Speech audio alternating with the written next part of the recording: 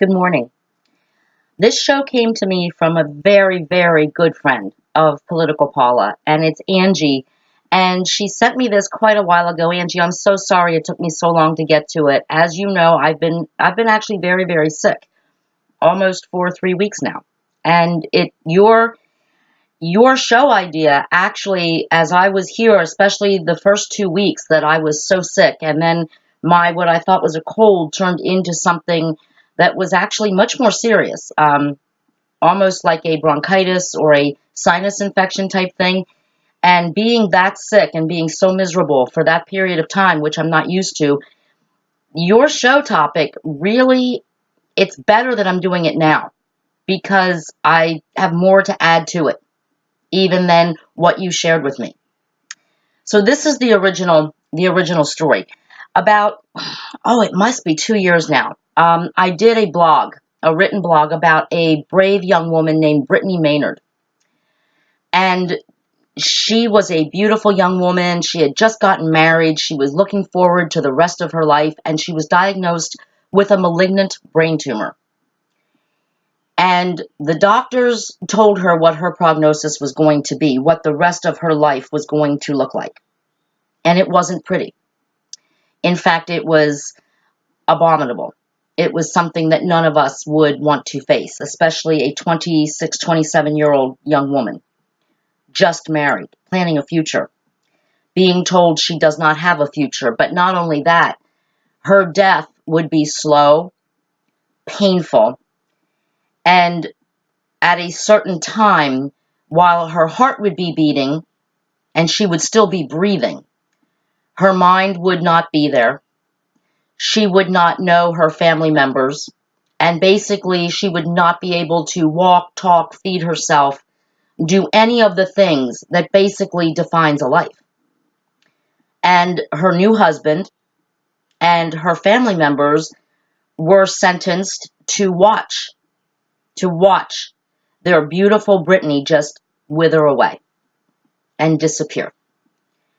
And Brittany, brave as she was, she decided that she wasn't going to do that she wasn't going to die on her brain tumor's terms. She was going to die on her terms. But the state that she lived in did not allow someone to choose to die with dignity.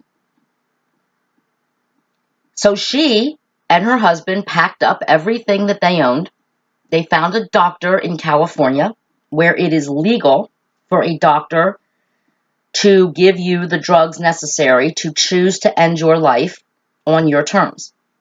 They packed up everything they owned and moved to California. And when it was the time, when Brittany decided that it was the time where she was losing her capacity, she was losing her freedom, her liberty, she was losing the life that she knew and loved, she decided to end her life peacefully with her family all around her, knowing that they were all around her, able to say her goodbyes.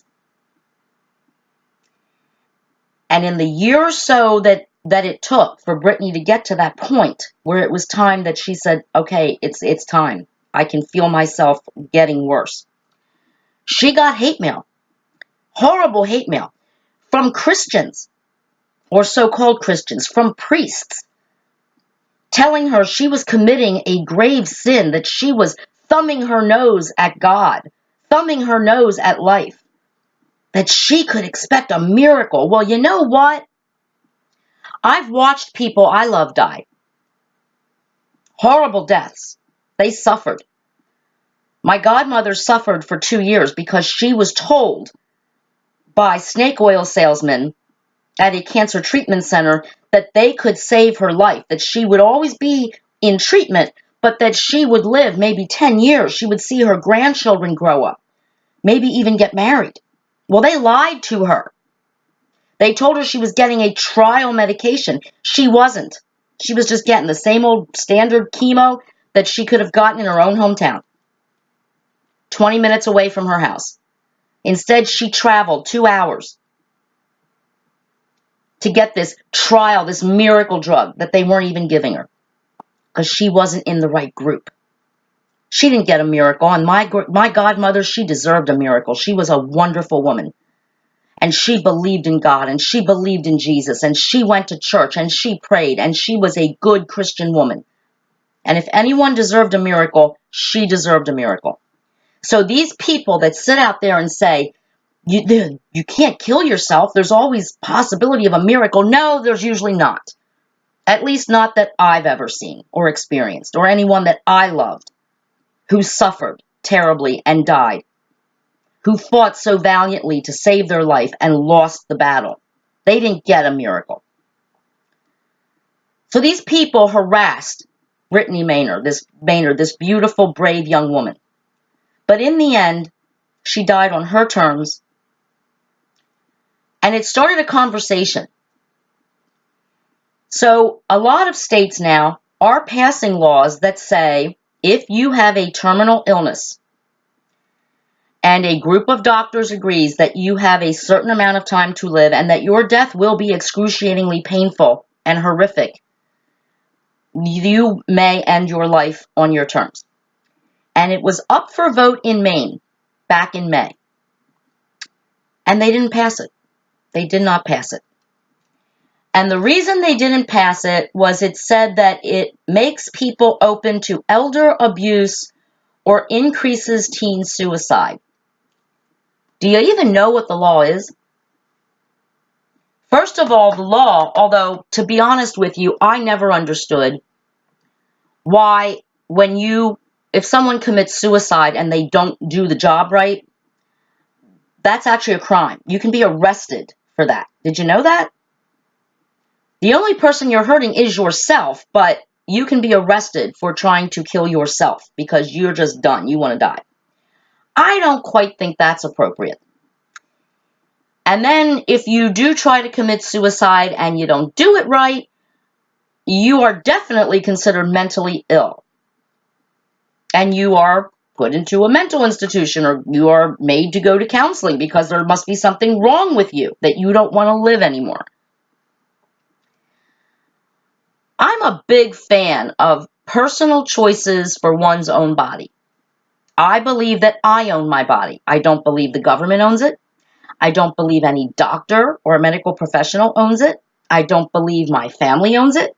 And I certainly don't believe a priest owns it, or a church owns it, or my husband owns it.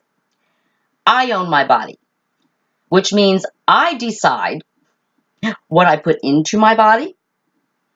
I decide if my body is going to have a baby growing in it or not.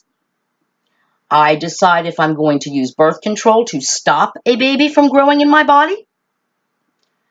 And I have every right to decide that when I become so sick that living is no longer a joy, I have every right to decide to end my life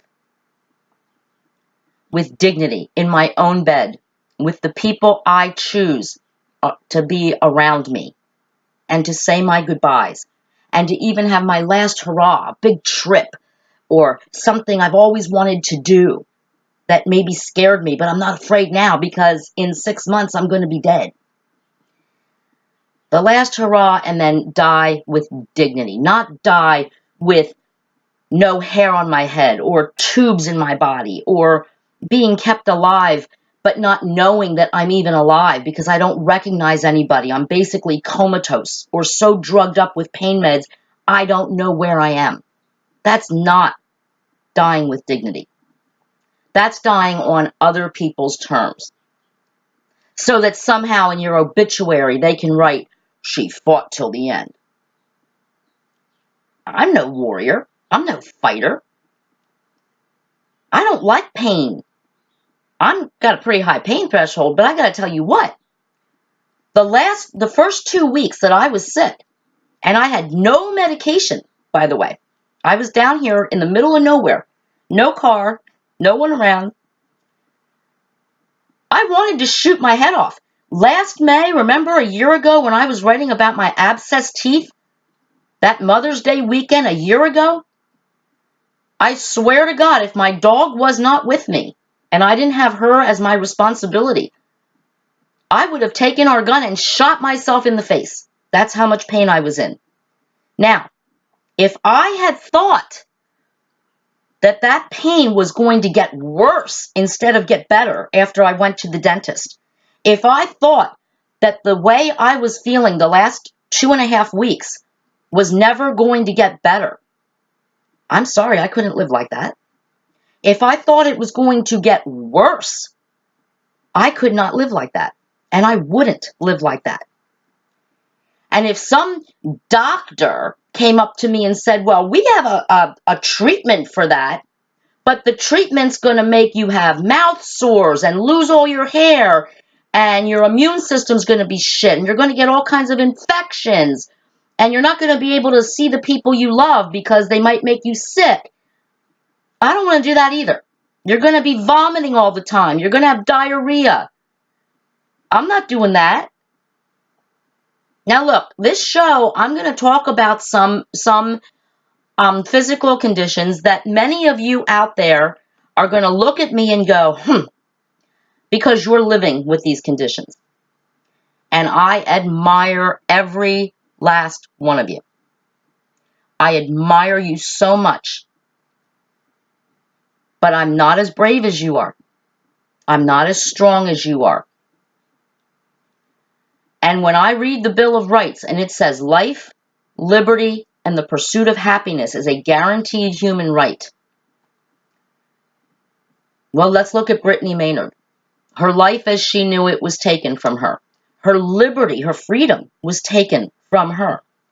Because if she had continued to the end of her illness, she would not have been able to feed herself, to walk, to go to the bathroom by herself. Someone would have had to change her diaper. Someone would have had to take care of her. She would not be present in her own life. And I'm sure that would have not made her happy. So there you go. Our basic human rights that are guaranteed to every U.S. citizen, life, liberty, and happiness, they're taken away when you get a terminal illness. At the end of that illness, you lose all three of those things. And now these government people are trying to say you don't have the right to not go through that, to not put your family, your children, your grandchildren, the people who love you, not put them through that. You don't have the right to die with dignity. And as far as this elder abuse and this teen suicide thing, you didn't listen to what the law actually says. First of all, it's not just one doctor that your kids pay off because you're a millionaire and they want to inherit quick. There's a group, a panel. So many different doctors must agree that, yes, you are going to die within 6 months and that your death is going to be ugly. And then they don't just let you and your husband, your husband doesn't just get to pop pills in your mouth. The doctors administer the drug. It's assisted suicide. There's lots of papers to sign. So there is no way in hell that anyone could kill grandma because she's sitting on a truckload of money. No way. Not at all. So that argument is bullshit. It is. Let's look at people who have suffered from cancer. And I know I talk the talk. I don't know. I have not had that, thank God. Knock on wood. Wood. I say now, because I have seen what chemotherapy, what cancer treatments do to people, that I could not live with the treatment for cancer. That I would basically say, okay, thank you, and go home and die on my terms. Now, I don't know. I can't honestly say what would happen. They tell me that when you are told you're going to die, there is a fight mode that people go into because we fight to stay alive. But I cherish the lifestyle that I have. I cherish the life that I live. And anything that would change that, even temporarily, for a year or two, I don't know. Now, looking at it, I say no. I could not do that. I could not live my life as a cancer patient. Instead of being down here enjoying my beautiful bay and my beautiful river and reading my beautiful books, being stuck in a hospital room with poison in my veins and pulling my hair out by the clumps. And for those of you who are doing it, please, I am not degrading you in any way. I admire you. But you have to remember, I don't have children. I don't have grandchildren. And I think when you do have children and grandchildren, that changes how you make these decisions. So this is how my husband and I actually both feel. Because if one of us passes, we know that the other will be okay. We will be very sad, but we'll be okay. And I would much rather see my husband die with dignity than see him waste away in front of my eyes. He wouldn't want that, and I wouldn't want that for him, to see me do that. That's how we roll. So what my advice is to all of you, because obviously the government thinks that they can force us to stay alive, even when staying alive would cause us excruciating pain that we do not want to partake of. Make a power of attorney. It is the most important thing you will ever do. And don't just put one person as your power of attorney. I have a power of attorney, as does my husband. He is my power of attorney. He's the first one. And he knows all of my wishes. And he can tell any doctor she doesn't want that. In case I can't make that decision. She can tell any doctor she doesn't want it. She's not going to do it, and you're not going to do it, and they have to listen to him. But I also have a secondary power of attorney who is a dear, dear, and trusted friend of mine. And she actually works in the medical profession. She's a medical person. She works in a hospital. She also read my power of attorney, and she understands and knows my wishes. And I know that she also will adhere to them. I personally chose these two people because I didn't want another family member. Family members sometimes balk. And they decide, well, let's wait for the miracle. And a lot of my family members and my husband's family members as well are very devout Christians. So we were both afraid that if we didn't make sure that we had unbiased people as our power of attorneys, that we might not get our way. And believe me, we want our way. That's the whole point of doing all this work. We answered a lot of questions. And we answered things about what we would and would not live with. If we cannot feed ourselves, done. Turn off the machines. If we will never be able, if we are in an accident, and we will never be able to go back to our life as it was before the accident, turn off the machines. I'm watching General Hospital, as you all know. I watch it every day. And it's a very good show right now. There's a wonderful actress called Maura West. And she plays Ava Jerome. And in last week's episodes, she was very badly burned, her character, in a fire. Second and third degree burns, 50% of her body. And she's alive. And the doctor told her yesterday, now again, it's just a show, but this happens to people, that in the next 2 to 3 years, she is going to have multiple surgeries, 15 or more surgeries. She will be in excruciating pain, and she will be scarred. And there are complications with every surgery. There are fear of infection. There's fear of a complication. There's fear of infection. And she actually wants to die. She wanted to die. She actually asked an enemy of hers to just kill her. And the enemy said, well, no, I'd like to see you suffer. That's the storyline. But think about that, being in that situation. I know if that were me, my power of attorney would kick in. Because my husband would tell the doctor, no way. Paula will not live like this. We're going to turn everything off and let her go. That's the way I roll. And I know there are wonderful, brave, even children who have been badly burned and have made it. They are so brave. They're braver than I am. But it's not me. Couldn't do it. Wouldn't do it. I'm not the kind of person. I mean, I have been sick for 3 weeks. Now, most people, when they started being as sick as I was, the yellow stuff coming out of your nose, I know, TMI, they would run to the doctor and get antibiotics. Not me. I don't like doctors. Plus, I don't have a doctor down here. I don't have a doctor in Lancaster. And what I really just needed was a prescription for a Z-Pak, antibiotics, but unfortunately, because of the way the antibiotics are regulated, you can't just call a pharmacy and get that, or call my OBGYN and say, I got a sinus infection.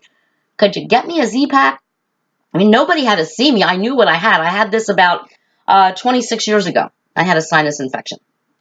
And I didn't have insurance then, and I didn't go to the doctor then, and you know what? It went away by itself. It just takes a long time. So I'm suffering longer. But I'm not a doctor person. So I'm not the kind of person that's going to be going to the doctor, that my calendar, which is right here next to me, is filled with doctor appointments. Instead of, there's a dance on this date, and I'm making macaroni salad on Thursday. No. I don't want my days filled with other people controlling my life, doctors and hospitals and drugs. I don't want that. That's how I roll. And I don't think it is anybody else's decision to make except yours and mine for our own selves. All of us have the right as adults to decide for ourselves if we are willing to go the pharmaceutical way, spend our life savings, in some cases, to try to beat a disease that is unbeatable. I just learned after Olivia Newton-John just announced that her breast cancer has returned. Now, she's been cancer-free for 28 years. And yet, don't they tell people with breast cancer that after 5 years, if it doesn't recur, you're cured? You're fine? Don't worry about it anymore? Well, that's not true either. In fact, 25 to 30% of all breast cancers that the first time is cured, it comes back. And eventually it does kill the woman who has it. So they don't cure breast cancer. Don't let them pretend they do. In fact, they don't cure any cancer. Once you get cancer, it lives with you forever. And you never stop thinking about it. At least I wouldn't. I would wake up every single day and think, is today the day that it comes back? Now, beating it once, some people can beat cancer, breast cancer especially. If they catch it early, they beat it. They have very little side effects. They go on with their lives. But if they did suffer, if they went through the chemo and they lost their hair and they survived and it comes back and it's 28 years later and you're like older and maybe you decide, you know what? I can't go through that shit again. It was horrible the first time when I was 28 years younger. I don't want to go through it again. I think that person should have the right to say, I'm not doing it. I'm done. I'm done. And I don't think that any of us, including priests and Christians and family members and friends, have a right to judge anybody. Just as I don't have the right to judge somebody who chooses the traditional cure routes, the chemo, the radiation, the surgeries. I try to be supportive. I do give my advice when it's asked for. And if somebody says to me, look, I just want positive thoughts, I just give positive thoughts. And I keep my mouth shut. If I think that the person is getting bad advice or they're going to a place where I personally have some information that it's not always the best place, I will let them know that for their own knowledge. So they go in knowing things. So they go in smart. Because knowing what you're dealing with when you are getting treatment for any terminal illness is important. And if I know something they don't know, I will let them know. But I will never judge anybody who chooses not to take treatment or who chooses to take treatment. I will stand with them. I will support them. I will pray for them and hope that maybe they are one of the lucky ones that actually do make it. And some people do. It's a poker game. It's a crapshoot. These doctors are making amazing progress. And yes, perhaps there are miracles out there. I've just never happened to experience one. Not in the miracles that I'm talking about. The miracle of being cured from a terminal illness. And even the doctors get shocked. Oh, it's a miracle. I don't know what happened, but the tumor's gone. And we really didn't do anything. That's a miracle. I've never experienced that. Everybody that I know in my life that I loved who got cancer has died from it. And they suffered. They suffered. Some for 2 years. Some chose not to do treatment and suffered a little bit less. The option to end your life with dignity in an environment that makes you safe and comfortable and happy with your loved ones surrounding you, to be able to cognizantly say goodbye, to make your last wishes known, to finish unfinished business, and then go quietly and peacefully, I don't see that as a sin. I see that as a brave person, a warrior, just as much as the person who fights till the very last breath to survive and will do anything, take any drug, do any treatment to survive. The person who says, I want to go on my own terms. I want to be with the people I love and know that I'm with them. Really be with them. And when I say goodbye to them, I want them to say goodbye to the person they've always known. Not the person the disease created. That's how I feel. I'm sure you guys would love to debate this. I'd love to hear your opinions. Please remember to keep it intelligent and kind. We love shows and grows on this show. Please don't post offensive comments. This is a debate about end of life, which all of us are going to experience. There's no way out of it. We don't know when, and we don't know where, and we don't know how. But we're all going to go through it. So it is something that affects every one of us, young and old. I will be very interested to read the comments on this show. Love shows and grows. Life, liberty, the pursuit of happiness. And you know what else should really be in that Bill of Rights is living with dignity and dying the way you lived with dignity. Political Paula, out.